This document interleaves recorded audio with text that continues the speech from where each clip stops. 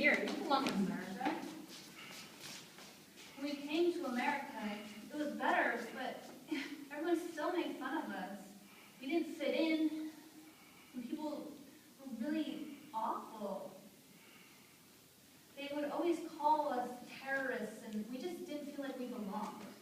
But I had the patience to survive through it.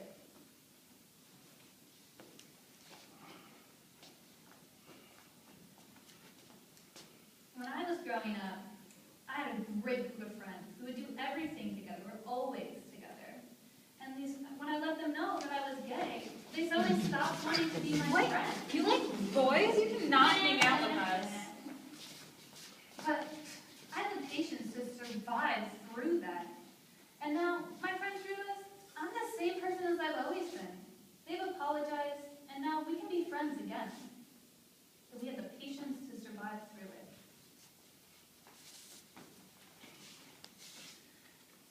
I went to a deaf school, and I was the only person there that was an oral student.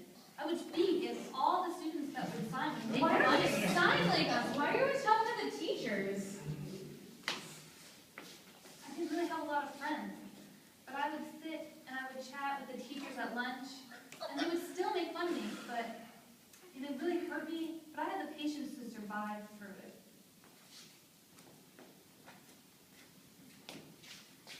Back in high school, every day I would go to my locker, open it, and when I'm getting my stuff, people would push me. They would call me skinny, a loser. They would just make fun of me. I didn't really understand. You could get a hamburger or something. They were so mean to me. And you know what? I graduated. I did great. I went to school. I'm successful. And I had the patience to survive through it.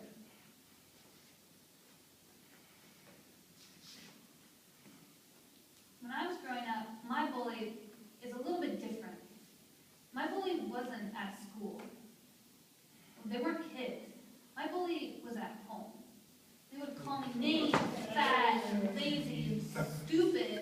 And you know what? After a while, I started to believe it too. But I realized it's not true. And I had the patience to survive through it.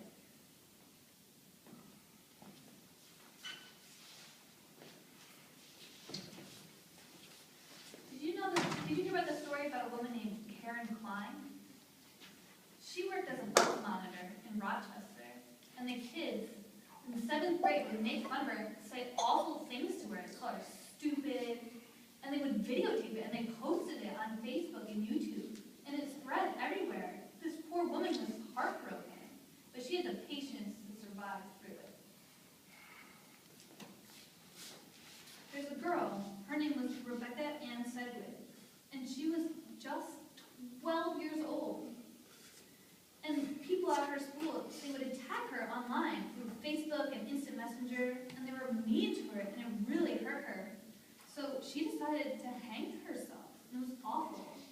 She didn't have the patience to survive through this bullying. Have you guys heard of Tyler Clementi?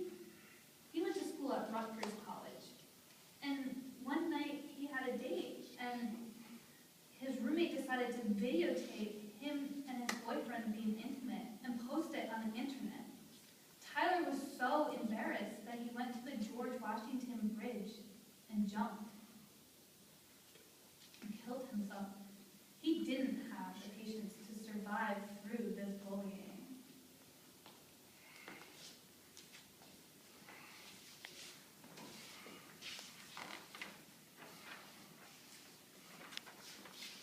You see this paper?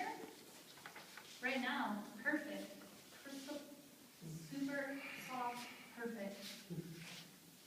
It's plain. Represents a beating heart. Now, see what happens when you rock. Bullying happens, when people say negative things, they hurt you, they take that part.